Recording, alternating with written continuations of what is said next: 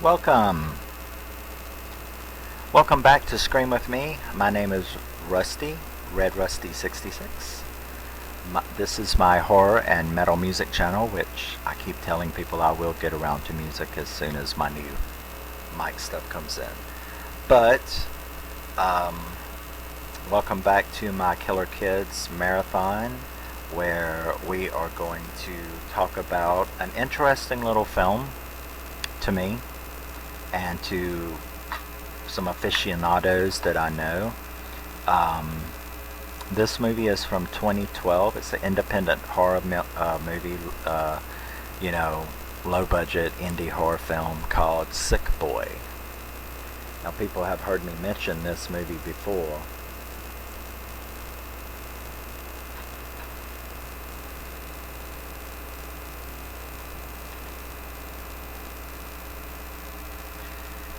So, Sick Boy was released in 2012. It was directed by Tim T. Cunningham, who is actually, although not a famous director, he is and he also wrote it. He is, though, a very famous visual effects supervisor. If you go and look him up, he has worked on some of the best movies out there, and I guess this was his foray into writing and directing his own horror movie, and boy howdy. It stars Skye, McCole, Bartusiak, Skye, McCole, Bartusiak. Unfortunately, and this is a kind of sad trivia, she is the star of this movie. She plays Lucy. And she died just two years after doing this film, which, I was very sad to hear that for her and her family. So Skye McCole Bartusiak, and she's dead now, and that's very sad. I think she got her start on 24, the TV show, but yeah. Marc plays her boyfriend, Chris, and Debbie Rochon, who is a very, very famous low-budget B scream queen.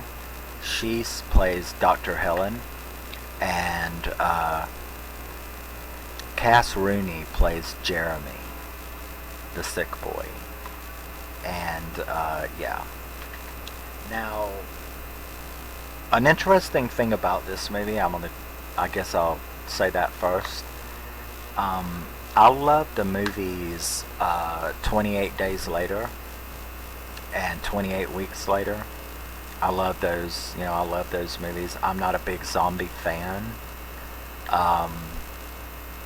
but I do love those movies. I consider those kind of movies actually a cross between pandemic and zombie. But in either event, virus, contagion type thing. But I love 28 Days Later, and I love 28 Weeks Later, and I always wondered, that very first day, or that very first few days, when the virus was getting out, how that took place, and what a movie, maybe a personal movie about that, would have been. And interestingly enough, I consider this, or I'm sorry, I don't consider this, I use this as a prequel, a little personal story prequel to 28 Days Later, because it's about the same thing. Dr. Helen, I don't know her last name in the movie, her first name is Helen, Dr. Helen Gordon. So Dr. Helen Gordon is a biochemical engineer, and they're rich, got a mansion and all this kind of stuff. But we begin with Lucy. Lucy is a dental assistant. She's a young dental assistant with a boyfriend. She hates her job. Her and her boyfriend are sort of in a little tense situation. They want to get married. They want to get out on their own and stuff like that. but she's having problems at her job and ends up quitting. Her and her boyfriend start having, problems. This doesn't take up too much time of the movie. It's just a little backstory that they, I guess, you've got to have people in a movie and you got to explain a little bit about who they are. So they spend a little time. This is not a long movie. It's only it's only an hour and 20 minutes, which I think it should have been longer in my opinion, but because I like epics, I like normal movies, I don't like short movies. But so of course they're having money problems and it's causing relationship stuff. Well, she's got a friend who is going away for an audition. Now her friend has been babysitting for this woman, this doctor, and recently the woman has been paying her a lot more money, but it still isn't enough because she wants to move away. And so she tells her friend Lucy that she's got to go away, and would she fill in for her. So Lucy goes and interviews because the girl says she's desperate here lately for a babysitter, and she pays a lot of money. So Lucy goes, gets interviewed, and the woman talks to her and basically tells her that there's nothing to do, really. Stay up here. Do not go down. Big, beautiful mansion, right? Do not go downstairs. Stay up here in the kitchen. You don't have to do anything. You just take this baby monitor. My son is sick and he stays in his room. Do not go downstairs. Just stay up here in the kitchen, in the living room, play on the computer, do whatever. Just keep the baby monitor close to you. If you have any problem, call me, and I will give you $300 a day. That's a rich woman. So she gives her $400 in cash right then and there when the girl agrees to do it, and for short notice. So the girl is kind of like blown away. Wouldn't you be? Let me tell you what, I will babysit Satan himself for $300 a night, okay? Just call me. But so the first night, she's like, alright, so she hangs around upstairs. She asked her questions, of course, like, what's wrong with him? Is he contagious? And she's, and the woman's just like, don't go downstairs. You don't have to do nothing. Just if you hear something or a problem, you just call me and you get $300 a night. It sounds like a damn good deal to me. Her boyfriend was thrilled. So, yeah, the first night is fine. You can tell though there's going to be a problem because I kept looking at her going, you want to go down there so bad, don't you? Curiosity killed the cat, no shit, in this movie. So it's like, you want to go down there, I just know you do. I can just feel it, that you just, it's like you wouldn't have wanted to if she hadn't have made such a big deal about not going down there. But the first day goes fine. She goes, tells her boyfriend everything's cool. But she's also very curious. She's like, I snooped on her computer and they just came back from Venezuela, and now a couple of scenes, like when she was going to the mansion, they're talking about something called the blue flu on the radio in South America. There is some kind of virus that is outbroke, that has broken out, and they're calling it the blue flu. But you only get to hear it for a second because she turns the radio to some music. So she tells her boyfriend everything's cool, but she tells him that she snooped on their computer and she saw them in pictures in Venezuela, but she doesn't know when. And the boy looked fine, so she's all curious, like, what's wrong, what's going on? And the boyfriend, of course, he gets mad and he's like, mind your own business, don't be snooping through her stuff. You're making $300 a night, shut the fuck up and take the money. I mean, you don't even have to take care of the kid. You're just sitting upstairs in the, in the kitchen and living room, and talk about easy $300. But she, of course, cannot stand it. So she goes down downstairs. She puts on a mask and gloves and she goes downstairs. And the reason she had gotten so curious about it is because, there's padlocks on his door. And she's like listening and Jeremy, and stuff like that. And she ends up like getting down on the floor and looking up under the door. And this is the first time I had watched it. And he was there. He like jerked his face right there. I about shit on myself. I had a panic attack from hell. Because for some reason, this movie, and that's what I meant about me having mentioned it before, for some reason, after the first 10 minutes, once she got the job and she was there, this movie started causing me like a lot of anxiety. I don't know if it was just the atmosphere or something. Something was causing me a great deal of anxiety in this movie, the way it was shot. And I just knew some bad shit was coming, I guess. But that scared the absolute hell out of me. Then, she like jumped back and was like, oh, sorry, it's just me, your babysitter. And she goes on about her business. And I'm like, first of all, if I'd have seen even that quick glimpse,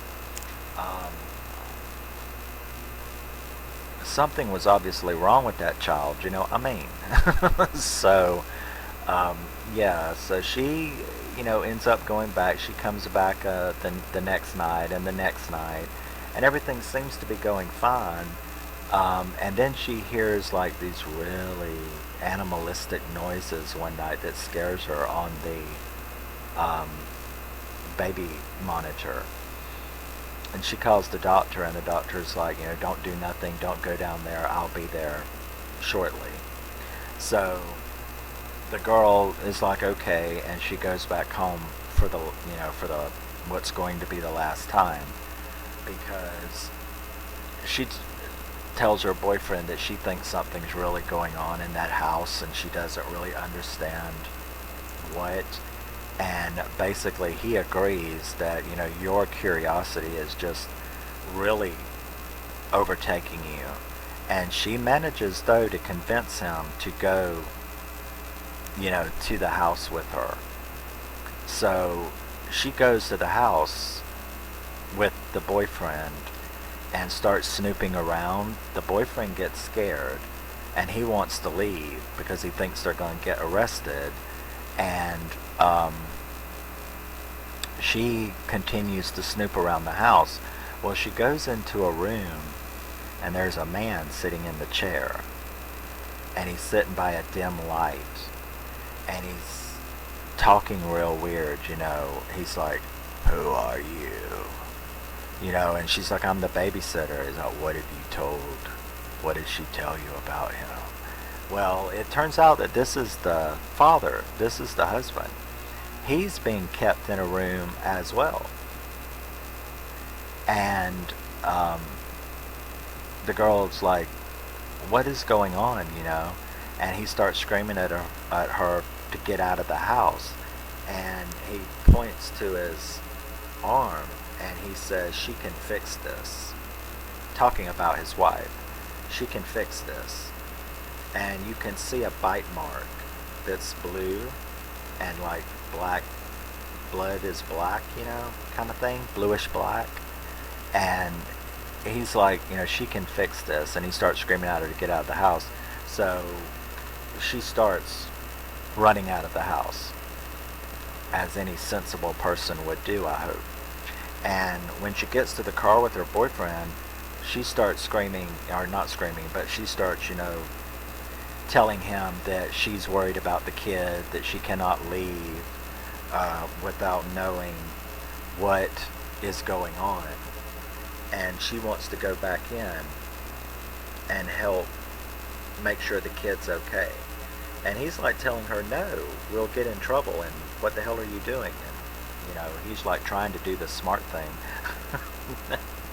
So she goes back into the house, though, to check on the kid, of course. At which point, the man is like completely turned. now, is what it is. And they find the man with a bullet hole in the back of his head on the floor. They were just in there. Well, they go looking for the kid. They go into Jeremy's room, and this is like the scariest. You can tell that the guy who directed this was obviously into visual photography in movies, because that is one thing about this movie, is that these are probably, well, they look a lot more scary to me than 28 Days Later, and this is like a no budget B movie, and it was phenomenal the way that they looked. So Jeremy, of course, they think he's dead, but he's not, and he attacks them. And like I said, he is the scariest little thing. It took me 3 times to watch this movie. Remember in the last video we were talking about visceral reactions. I had a full-blown, oh my god, I'm having a panic attack from this movie. I tried watching it a second time, I couldn't do it. I ended up managing to do it on the 3rd time without having. It took me 3 times watching this movie. Now, I just watched it again a while ago and it didn't do it to me, so obviously I got it. I got over it.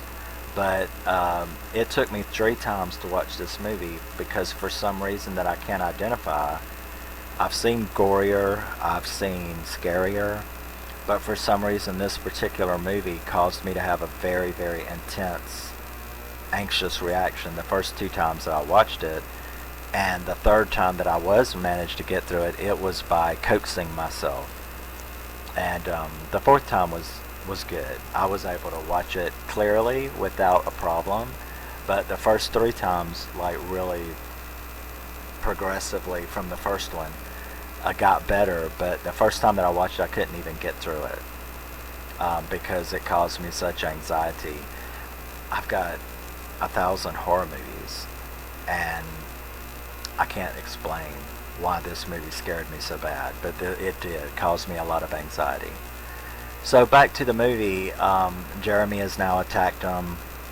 The mother, she didn't make it because she has turned, and she, after killing her husband, Jeremy attacked her and she had turned.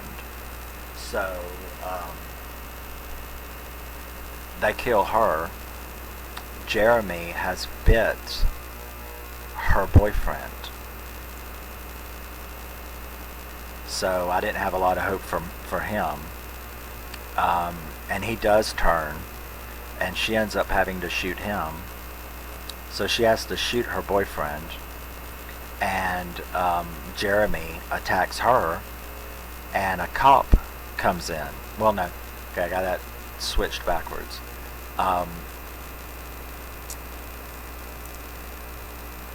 Yeah. Jeremy attacks her, and the cop comes in because she had called the cops earlier.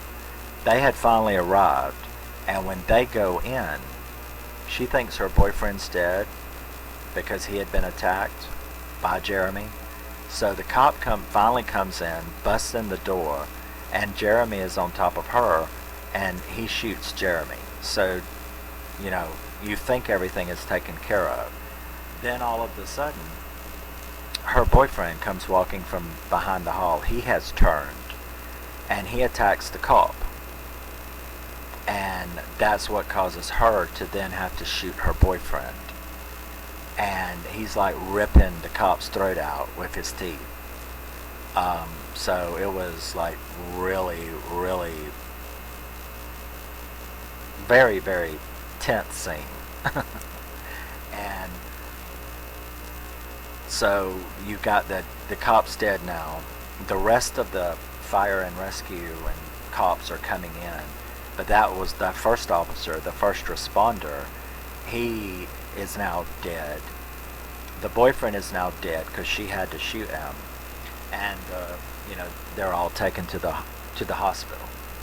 So the movie ends with her sitting in the hospital hallway, being told by the doctor that she had no scratches or bites or anything on her, and she would be free to go. So she managed to keep Jeremy off of her before he could do any damage.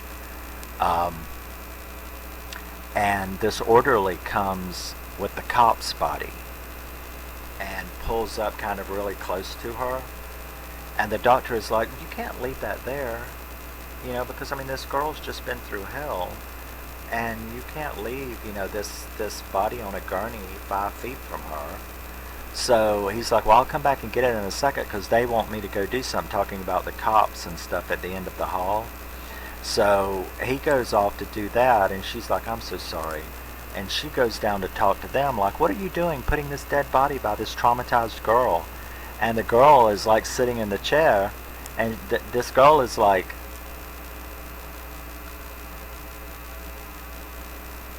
and she starts, you know, quietly and then louder and louder going, somebody come and get this. She knows what's going on, and she's, you know, starts screaming like, he's not dead, you know. And then you see his arm fall out from the gurney, and you're like, oh shit. And you know, she's screaming at them down there, the cop down at the end of the hall, to please come and help her, because this guy is going to get up.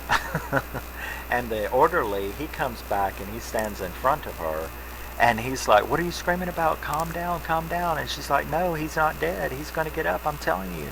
And they show him stand up behind the orderly, and she's screaming, and you're like, oh fuck, I guess the cop is starting to run this way. And the orderly slowly turns around and looks into the face of this red-eyed, black, blue, you know, blue-skinned, black blood dripping zombie, infected. And the look on his face is really good. It's really priceless. And then that's where the movie ends. So that's what I meant by I am able to use this movie as a little personal prequel to 28 Days Later because of that. You know, as she was sitting there in the hospital, they're showing little news clips about this pandemic called the blue flu that is spreading very quickly. You know, and you hear a news report saying something like 250,000 have already been infected, and there's riots and stuff like that. So 28 days is happening, you know. So these are like, it really fits well. It's not meant to. It's not a prequel or anything. It's not meant to. But as a personal story about one of those doctors that caused the 28 days later virus to get loose, kind of using this movie as a story about one of those doctors and how she brought it home, or brought it, and her family got infected, and then she gets infected, and now this cop got infected, and so here it goes spreading through the hospital.